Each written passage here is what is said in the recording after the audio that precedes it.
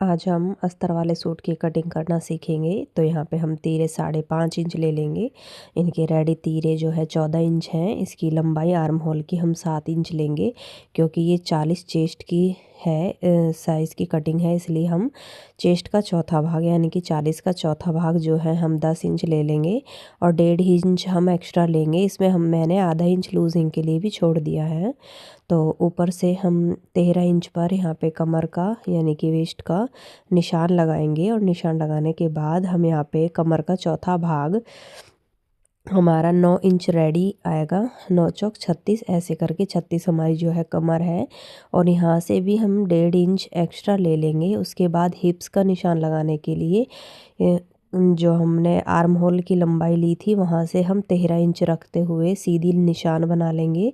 उसके बाद जो है यहाँ पे 11 इंच हमारी जो है कमर का जो चौथा भाग होगा वो हमारा लगभग 22 इंच तैयार होगा। तो मैं यहाँ पे 22 दूनी 44 इंच तैयार होगा। तो 11 इंच रेडी रख के और इस तरीके से दोनों निशानों को आपस में मिला लेंगे।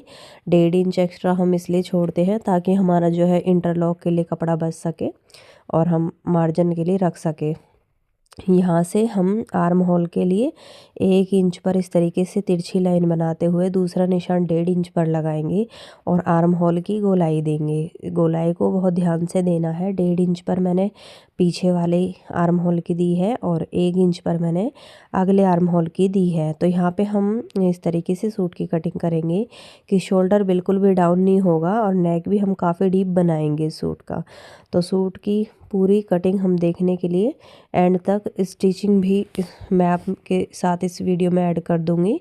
और ये देखिए नीचे से हमने इक्वल ले लिया है। जो इसका घेरा होगा वो हमारे हिप्स के ही बिल्कुल बराबर होता है। तो इस तरीके से एक स्ट्रेट निशान बनाते हुए हम इसकी कटिंग कर देंगे। ध्यान रहे आर्म होल के बाहर वाली साइड से हम कटिंग करेंगे और जो हमने निशान पीछे वाला लगाया था वहाँ से हमको कटिंग करते जाना है। तो आप देखिए इस तरीके से मैंने इसकी कटिंग की है।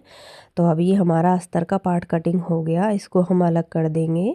उसके बाद हम सूट के कपड़े पर सेम इसी तरीके से मैंने अभी ऊपर से जो है इसमें आधा इंच शोल्डर डाउन किया है। उसके बाद यहाँ पे मैं सिर्फ निशान बना के बता रही हूँ, अभी हम इसकी कटिंग नहीं करेंगे। कटिंग हम करेंगे अगले पार्ट को भी अटैच करने के बाद। तो वो कैसे करते हैं हम, तो सबसे पहले हम इसकी सिलाई निकाल के इन दोनों पार्ट्स को अलग अलग कर देंगे। उसके बाद फ्रंट पार्ट जो होगा उसको हम डबल फोल्ड कर लेंगे। ध्यान रहे कि जो एम्ब्रॉयडरी वाला पार्ट है उसके उस सेंटर में रखते हुए बिल्कुल बीचों बीच रखते हुए और कपड़े को पूरी तरीके से बराबर करते हुए हम उसके ऊपर हम अस्तर का पार्ट रखेंगे जो कि हमने अभी कटिंग किया था। तो ये इसको थोड़े सावधानी से करें कि जो इसका एम्ब्रॉयडरी वर्क है वो गले में टेढ़ा ना हो जाए। इस बात का आप खास तरीके से ध्यान रखिए और इस तरीके से बिल्कुल बराबर मिलाते हुए जो अस्तर का जो पार्ट है उसको ऊपर रख के इस तरीके से प्रॉपर हम निशान लगा देंगे। और निशान लगाने के बाद हम इसकी भी उसी तरीके से कटिंग करेंगे जैसे हमने पहले की थी। तो यहाँ पे इसको हम इस तरीके से कट कर देते। ध्यान रहे हमें यहाँ पे एक्स्ट्रा कपड़ा नहीं लेना है, बिल्कुल अस्तर के बराबर ही इसको कट करना है। अगर हम एक्स्ट्रा कट करेंगे तो फिर अस्तर में झोल सा आ जाता है, वो बिल्कुल अच्छा नहीं लगता है। तो इस तरीके से इसको कर देने के बाद हम इसके बैक पार्ट को भी अच्छे से फोल्ड करेंगे। यहाँ पे हमें ध्यान रखना है कि हम इसको लंबाई में ही फोल्ड करें और उतना ही फोल्ड करें जितनी हमको ज़रूरत है, क्योंकि इसी में से हम अपने स्लीव्स भी निकालते हैं और कस्टमर की फुल स्लीव्स हैं, इसलिए हम इसको इतना ही फोल्ड करेंगे जितनी हमें ज़रूरत है। उसके बाद मैंने इधर अस्तर का जो हमारा पिछला पार्ट काटा था उसको मैं यहाँ पे रख दूँगी और सेम उसको बराबर रखते हुए उसकी हम कटिंग कर देंगे।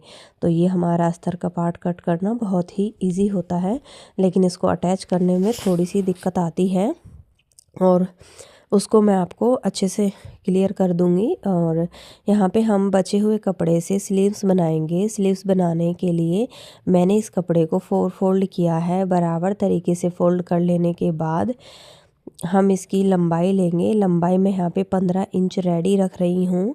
तो 15 इंच रेडी होगा तो यहाँ पे हम 2 इंच आगे से मोड़ देंगे।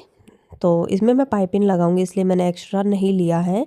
इस तरीके से इसका जो मैंने आर्म होल लिया है वो 10 इंच लंबाई और 3 इंच यहाँ से गोल वाले जो ये घेरा है यहाँ से हमने 3 इंच लिया है। उसके बाद यहाँ से हम इस तरीके से अच्छे से गोलाई बिठा देंगे और अगला जो पार्ट होता है उसके लिए हम इस तरीके से लीव की शेप बना देंगे।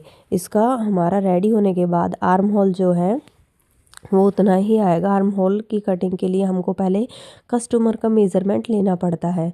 ये हमारे जो है उसकी अगला पार्ट कट हो गया, उसके बाद हम कट लगा देंगे। आई होप आपको कटिंग की वीडियो समझ में आई होगी। इसी तरीके से स्टिचिंग वीडियो